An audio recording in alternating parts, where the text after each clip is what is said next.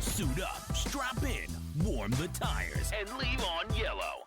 Time for the MitsuTimes podcast, presented by MitsuTimes.org, the home of the fastest Mitsubishi cars. With your host, Josh. Hey, what's going on, guys? Welcome to another episode of the MitsuTimes podcast. Today, my guest is Carlito Mello. He is the Seekonk Speedway 2024 Spectator Drag Champion, and he's still out there winning races nearly every week. How are you doing today, sir? Good. How are you? Thanks for having me, I'm great. Josh. Absolutely. I'm glad to have you. We don't, Spectator Drags is a new one. I think we talked about it a little bit with some guys who do some straight line drags and some spectator drag on the side, so it's cool to get somebody who's doing this on the regular. Yeah, for sure. It's kind of rising in popularity, especially online with the social media age. A lot of content that's consumed is short form content for the most part. A spectator drag race will last anywhere from 16 to 30 seconds for some of the longer stretches of track, like down in Florida, up in Michigan. They got some bigger tracks. And yeah, it's just, it's kind of like a little niche thing that's kind of making Take it off a little break bit. out into the scene of racing. For sure. Well, Carlito, I'd like to start with, introducing yourself and tell us what got you into racing, especially spectator drags.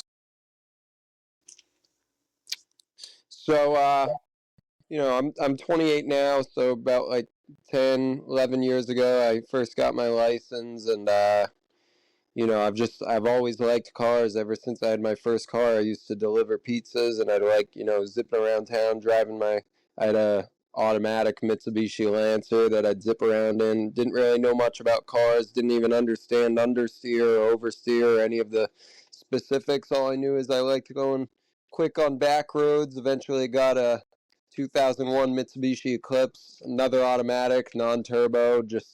I thought it was the coolest thing ever, though. I started doing little things like cold air intake, whatever, exhaust, whatever I could with my, 17-year-old self and the money I made back then. Took it to the drag strip once or twice, tried autocross, and then one day I saw that Seekonk Speedway had a spectator drag series where anybody could just, go out there on track, bring a helmet, and you'd get to race. And did my first race, got lucky, and won, and that kind of hooked me. Good deal. Well, what was it? Was it just that kind of line of Mitsubishis, early on that led you to the 1G DSM as your platform of choice? I'd say, yeah, I've always had a bias towards Mitsubishi. My uncle owned a Mitsubishi dealership, so my mom worked there, and yeah, she always had Mitsubishis, and my first car was a Mitsubishi, so I just kind of gravitated towards them. I'm the type of person who can appreciate any and every car. I mean, I've had all sorts of different cars. I mean, from Oldsmobile Cutlasses to Mercedes-Benz. I like everything, but definitely have a bias and love for Mitsubishi, that's for sure. Deal. I imagine, in my head, never having done it, that spectator drags is probably intimidating to do for your first time. So, do you remember your first time doing a spectator drag event? Can you tell us a little bit what that was like?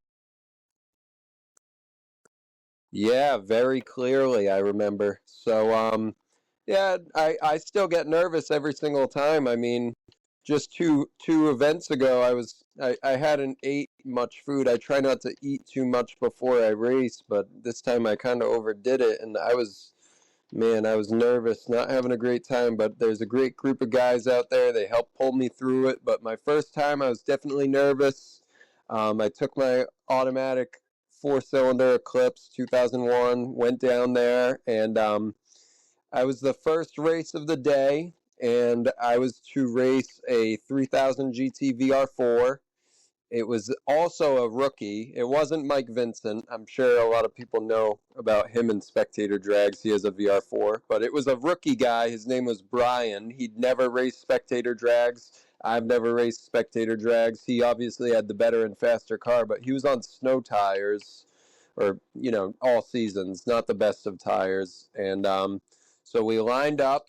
I was kind of getting some inside intel on like where the light was for, you know, green, you know, go on green. They didn't have a flagger, they have a light. So I saw the light and I got the jump on him because he was sleeping at the light. And you know, went around corner 1 and 2. I was ahead of him. Once we got to the back stretch, he caught right up to me, but he wasn't really pushing it in the corners. And the announcer even said that on the video. He said, he's afraid to push it in the corners. And we had a drag race right to the finish. It was a photo finish, and he was on the inside. So once we finished, he must have got nervous. He locked up his brakes because he thought that we were going to collide or something going into corner 1 or something. But I ended up winning that first race, and then I went on to the next round, and I had to race the then previous champion, John Johnson, and I got blown out of the water, but I was already hooked, so I kept going back. Wow. Started off big. Yeah, it was pretty funny to win my first race. I mean, you can hear the people in the background. My brother's girlfriend's grandmother, the grandmother and grandfather, they have a history of racing. They love watching me. They were all excited and cheering super loud, and they're like, I can't believe he won, and all this. So definitely started off on a good foot. But hey, I mean, win or lose, as long as you're out there having fun, I really commend anybody who goes out and races, because a lot of people, they show up. Nothing wrong with car shows, but I like to see cars in action. That's my thing. So whether you're winning or losing, as long as you're out there, I have respect for you. Sure. Well, Carlito, walk us through the what's going on under the hood of your 1G. So the Talon, I bought it, and it had like a semi-built engine and a big turbo, and long story short, I learned my lesson about checking your oil regularly. I guess the turbo on the car was bad, so it was burning oil. The engine in the car when I originally bought it went bad, so luckily the car came with an extra engine.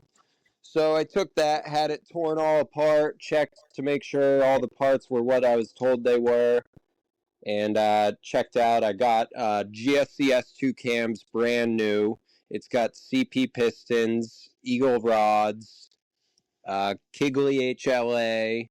It's got some sort of springs and retainers up top. I had the head ported. It's got a girdle. FP 3575, freshly rebuilt. Runs off ethanol. FIC 2150s. It's basically got everything you can do to it, done to it. The only thing it's missing is an intake manifold. The old Driven Innovations one I had, it actually cracked, believe it or not. Okay, so what do you do specifically to prep this car for the, tight one-on-one nature of Spectator drags? So some of the particular things I got set up to handle Spectator drags, I mean, I'd call myself a hometown hero. I like to stick to just Seekonk Speedway because of the fact that I'm last year's champion. I'm trying to be the first ever back-to-back champion. There's been a 2-time champion, but never a back-to-back. So that's my goal, is to win again this year. And it's a 3rd-mile oval track. Like I said, I try and race only there. I've been to other tracks, but I don't want the thing to break on me out in New Hampshire, and then I miss a Seekonk event. So it's a short track. The most important part is the launch. So I've got a twin-disc clutch, and I got the launch control set up kind of high, so I can, bleed out the clutch. And me and my tuner, we worked with the, we put a Mac valve in it. Pretty sure, yeah, Mac valve, so that we can run a lower boost in first. So it builds about 10 PSI on the line for the 2-step. And then it runs like 20 or 25 peak boost in first gear so I don't boil the tires. I'm putting down like 1.7, 1.8, 60 foot is what I want to hit. That's what I normally hit. And then second gear, it does full 32 PSI. And I actually, it's not the best setup. The FP3575 is a bit too big, but I'm just working with what I got for now. So I'm doing what I can to, try and get a quick spool when I'm shifting first to second. Yeah. All right. So, Carlito, DSMs are not known for their reliability. Have you run into any reliability issues, on track? Oh, yeah. I mean, so I've done like two seasons at this point. I did half a season a year and a half ago. I did last year's whole season, and now we're halfway through this season. During my half season, I smoked my clutch on the way to the track. I broke down on the way to the track on race day, and last year I had no issues on track specifically.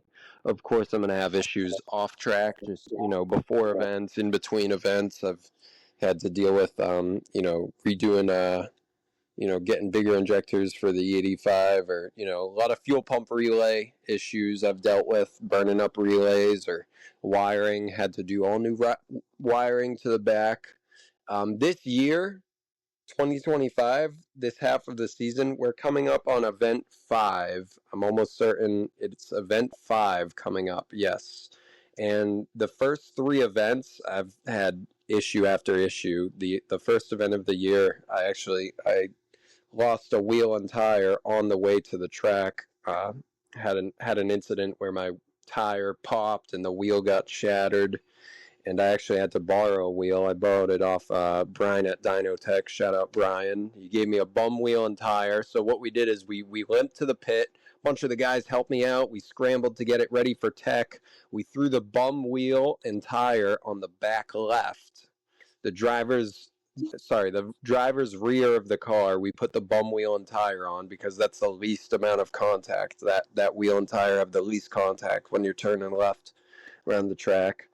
And I didn't end up winning that race. And then second event of the year, it was slightly wet out, so I was kind of spinning a little bit more than I wanted to. Third event of the year, I had battery terminal was basically split in half, and the fuel pump relay wasn't getting enough juice to it. I thought it was the relay, so I swapped the relay, didn't fix it.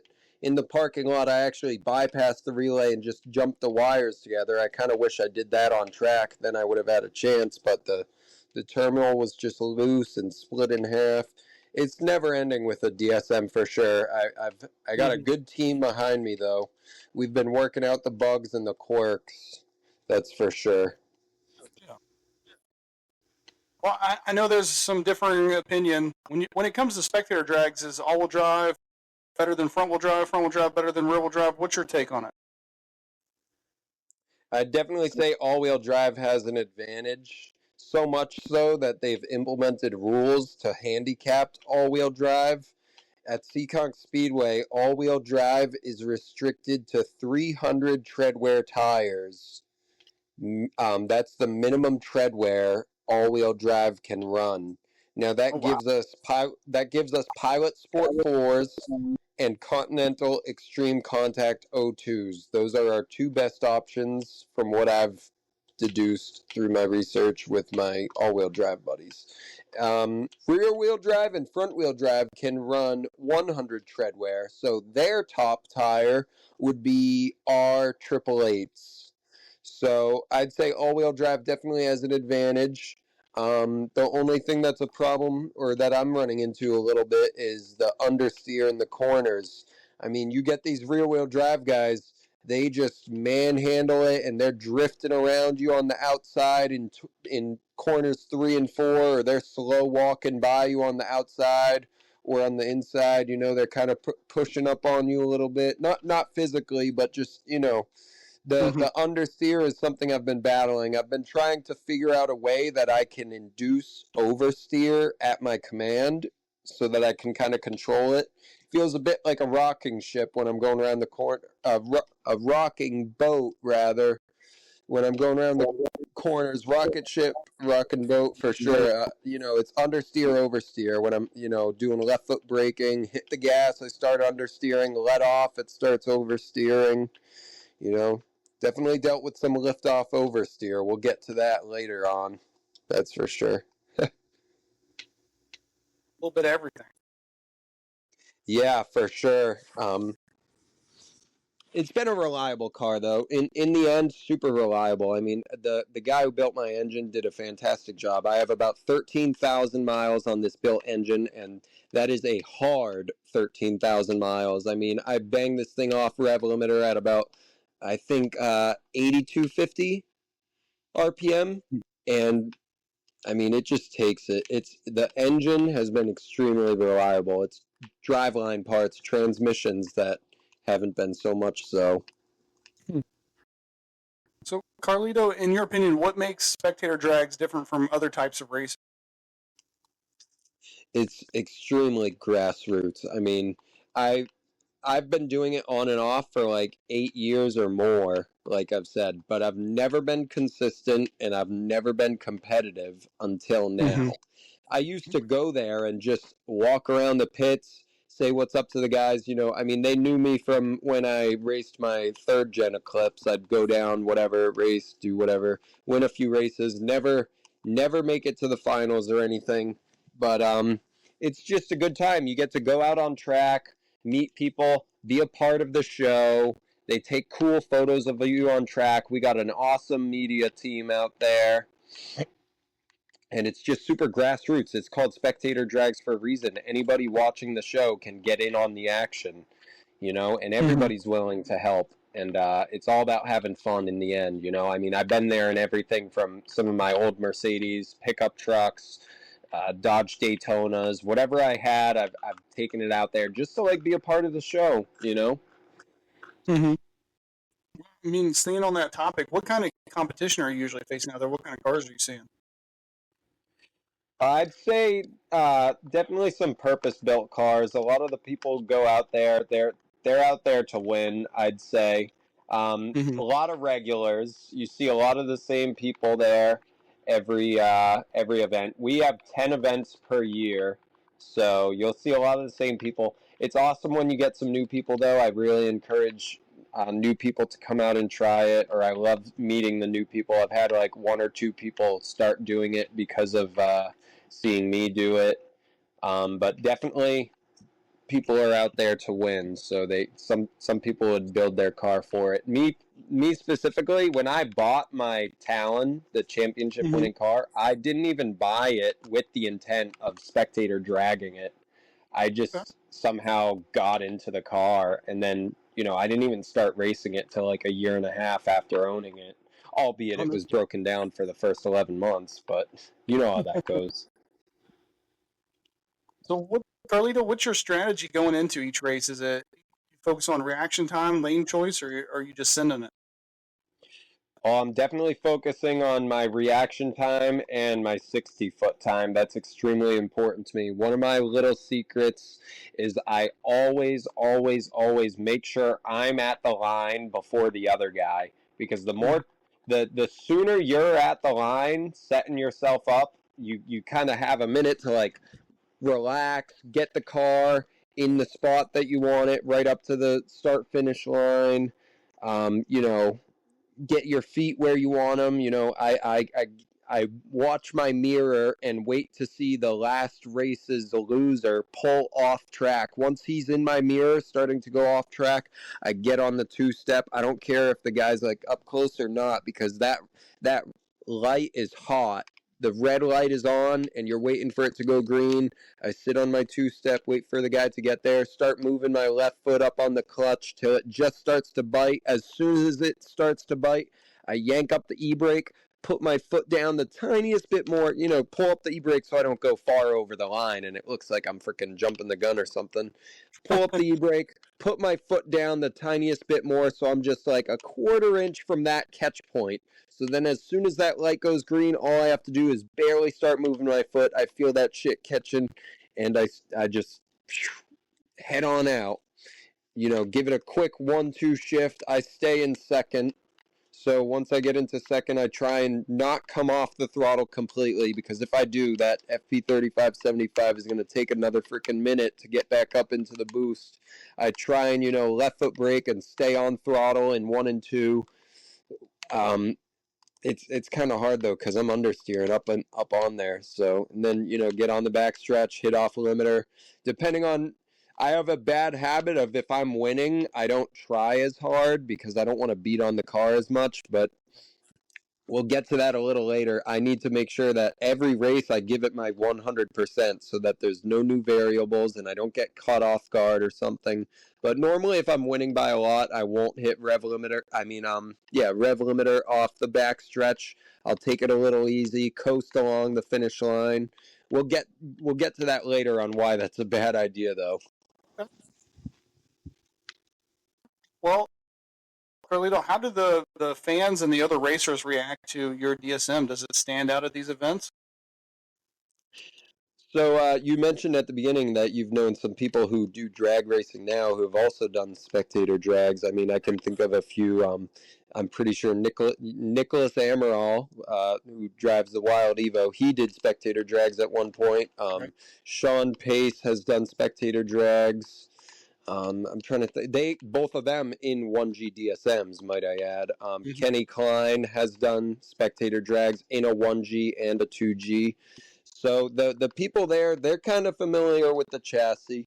They're definitely familiar with the chassis, and they know what they can do. And when they see me pull in, or when they saw me pull in when I first started coming, they were probably thinking, oh, no, not another all-wheel drive. All-wheel drive is kind of like the boogeyman of spectator drags, I'd say. But, I'd like to think I'm a likable, humble guy. Everybody at the track seems to think I'm nice and all that. And so, but definitely sticks out a little bit because there's not many imports. It's a lot of Catfish Camaros, F-body cars, third-gen Camaros, muscle cars. So I definitely stick out a little bit. That's for sure. Yeah. They're well aware of the car though, and they're used to seeing it out there. Yeah.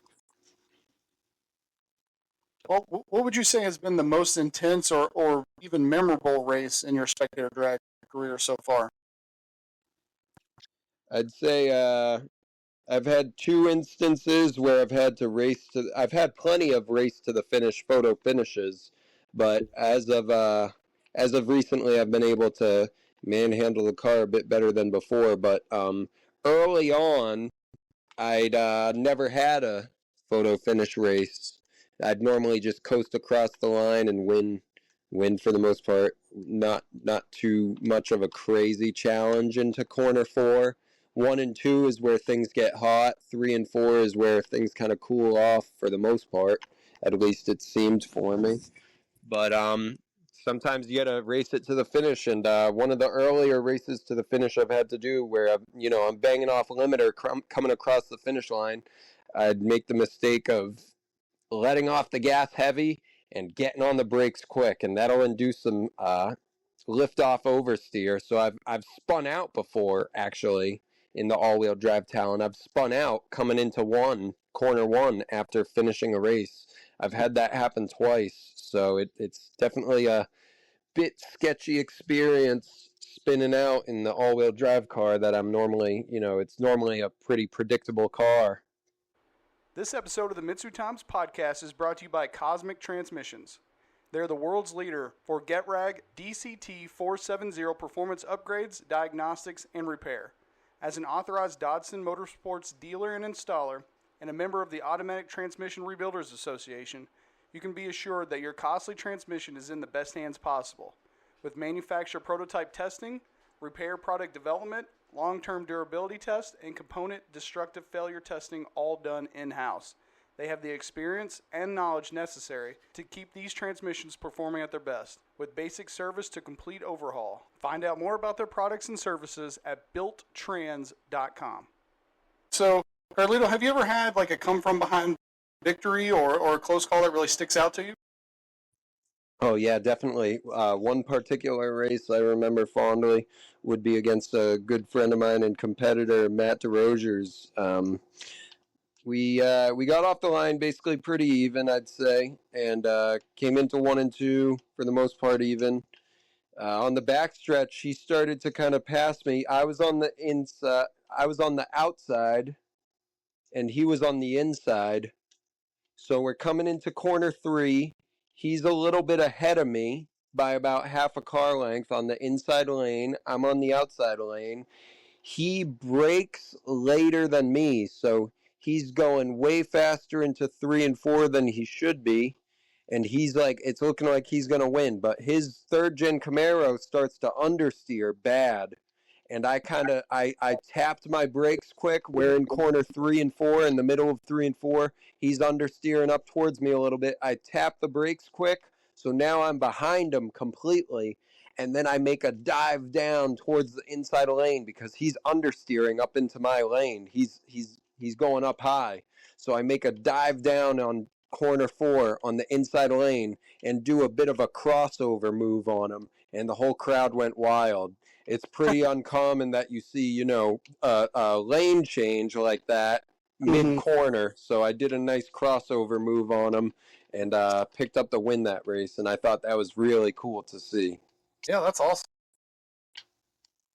Carlito, I know sometimes we see, some spins or whatever when we're watching Spectator drags on YouTube. Have you ever had any sketchy moments like that, either a contact or a spin? Yeah, I've spun out twice at the start-finish line before, but actually, you just reminded me, one of the recent races this year, I was racing a good friend of mine. He was in a Catfish Camaro. We were in corner 3. He was on the inside, and I was on the outside, and he started going like completely sideways. And when I say completely, I mean his rear bumper was at my driver's door mid-corner 3 and 4. I actually had to cut my wheel. You can see on the GoPro footage, I jerk my wheel to the right mid-corner. I'm turning left, and then you see me chop the wheel up to the right quick, and he spun out in that corner. But if I hadn't cut my wheel to the right quick, his rear bumper would have touched my door, which not a big deal. I mean, I'd have seen it as a nice badge of honor, but, nobody wants to have any contact out there. That'd probably be my closest call. I've had some incidents where I've been in, now that I think about it, coming up in corner 2, I've had somebody be on the inside lane and I'm on the outside lane, and their car's understeering hard. We're neck and neck, and they're understeering up into me, almost trying to pinch me out up against their car in the wall.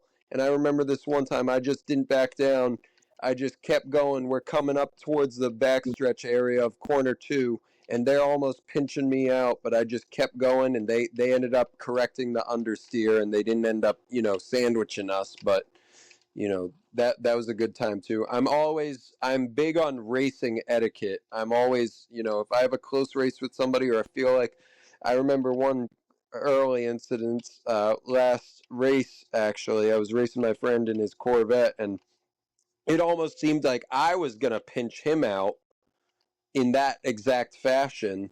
So I made sure to just let off the gas and not continue understeering up towards the wall. When you're in corner 2, you want to dive towards the wall, because when you get up high towards the wall on the backstretch, corner 3 isn't going to be as much of a sharp turn as it would be if you stay super low on the backstretch. If you stay low on the backstretch, corner 3 is going to be like a 90-degree angle. So when you're in corner 2, you want to dive up towards the wall, almost like you're coming at it diagonal.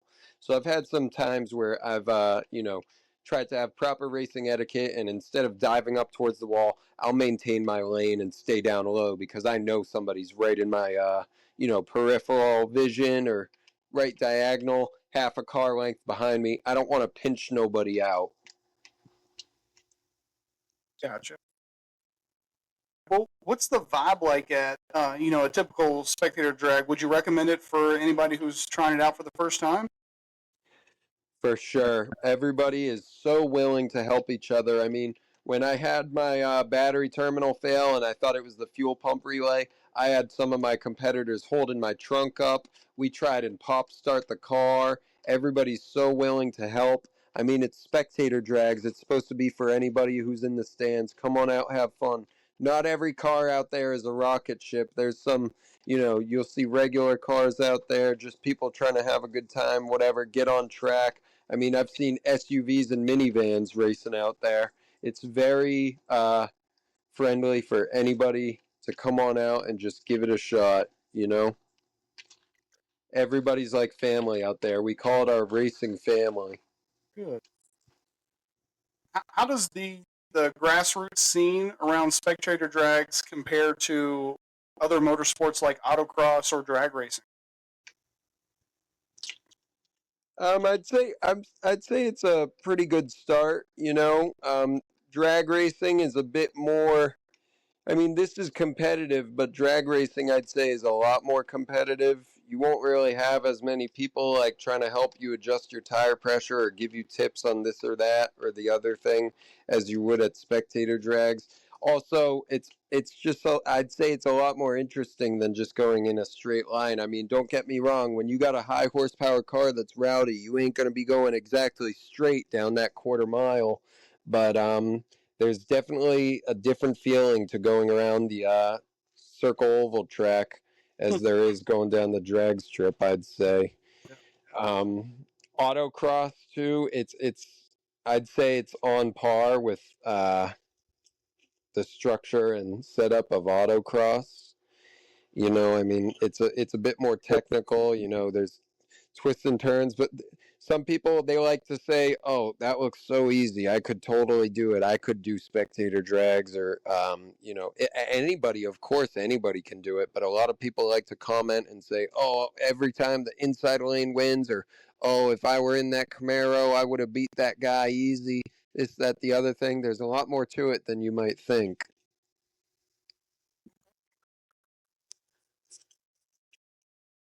Well, Carlito, as far as the car goes, do you have any future upgrades or plans for it? I mean, honestly, right now, I'd say I'm in too deep. I'm basically keeping it the way it is. I don't like new variables.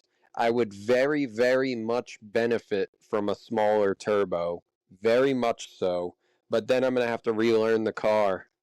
And I know the way it behaves right now. I mean, it wouldn't be too much of a learning curve. I'd just be going faster in it. But I don't even like to change the RPM on the backstretch. I got people telling me, oh man, you got springs and retainers, you should be revving that thing to 9,000. Well, I'm going to be revving it to 9,000. I'm going to be coming into corner 3 and 4 a lot faster than I'm used to. Or I'm going to be, hitting off rev limiter for longer than I'm used to on the backstretch. It's going to be a new variable, a new thing that I'm going to have to learn. And it could trip me up and it could cost me the championship. So I think I'm going to keep the car exactly the way it is. I mean, just stick to maintenance, stick to loading them transmissions in when they keep blowing. I mean, a 1.760 foot on a 30-year-old glass GSM gearbox ain't doing it no favors. So she's staying just about the way she is. Brakes, tires, oil changes. Well, would you ever consider another form of racing? Oh, definitely. I really would love to. I'm not certain about taking the talent out there for that though. It would need some changes. I've taken it up to Hudson Speedway and done 10 lap races for spectator drags with multiple cars on track.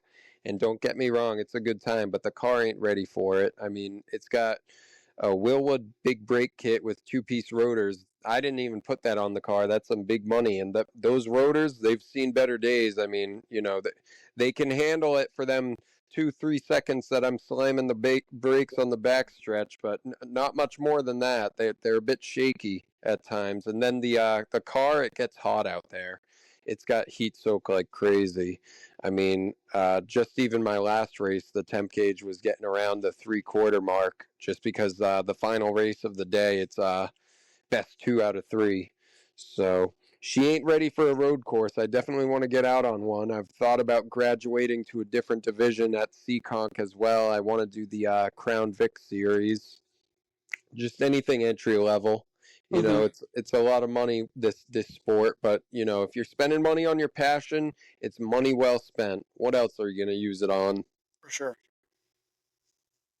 Well, if someone out there, they want to get into spectator drags with their DSM, what advice would you give them? Oh man, get a dog box right away. Don't go doing what I've done. If I got a dog box right away, I wouldn't have spent as much money as I've spent on transmission rebuilds, swaps, this, that, the other thing, broken, this, that, clutches, all of the above. I'd say get a dog box. Go automatic, even better, even better. Start with an automatic. I hate to say it, but if somebody comes out there with an auto, I'm losing. I mean, hopefully not, but you know what I mean. Right. Small turbo, automatic, small turbo. You only need about 350 horse. That's what I make. I make 348 horse and like 329 torque, or 289 torque, 350 horse. That's all you need out there. I mean, you'll see videos of me on the backstretch. People are just either keeping up with me or falling behind a little bit. Nobody's coming up and passing me. All you need is about 350 out there. If you got more, you're going to be running into like way too much wheel spin, this, that, the other thing. In a DSM, maybe not so much, but on the launch for sure. Small turbo, automatic. That's the recipe, I'd say. Well, you already kind of hit on a little bit, the rest of the races at Seekonk. Are there any other events that we can see your car in action at in 2025? Definitely just Seekonk Speedway. Like I said, I'm a bit of a hometown hero right now. I'm really reaching to get that back-to-back championship win. Gotcha. So it's just going to be Seekonk Speedway. Actually, my next race will be this coming up Saturday, July 5th. Racing is at 5:30. You'll have to get there at 4:30 though, or you'll be stuck in traffic at the gate. It's going to be a good time. God willing, I take the win. I'm in second place for the points standing, down by 1 point. The way it works is first place gets 10 points, second place gets 9, 10 events for the year. Whoever has the most points at the end wins. Seems easy enough. Really keep track of, anyways. So, Carlito, where can people find and follow you on social media so they can see some more of this, 1G out there doing some spectator drags? So my main form would be my Instagram. It is CC Motorsports Division.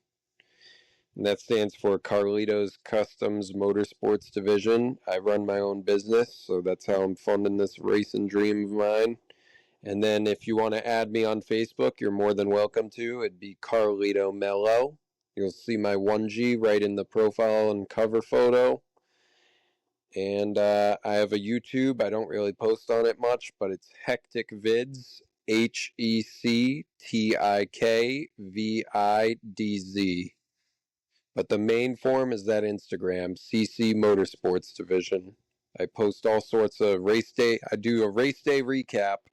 After every race day, I recap the race, thank all my sponsors and the people who helped me, and tell them what happened out there.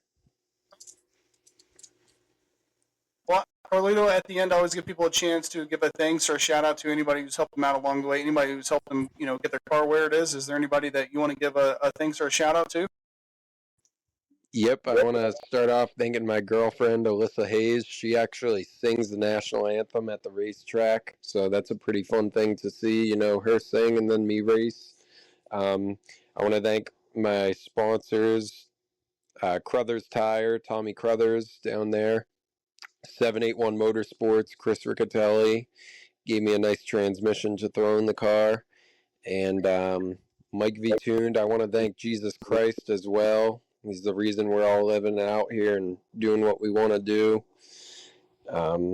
Mike V. Toon, definitely, he has been debugging and helping me with the car like crazy. He's a great sponsor of mine. I mean, he's always given me tips. He's basically taught me how to win out there, I'd say.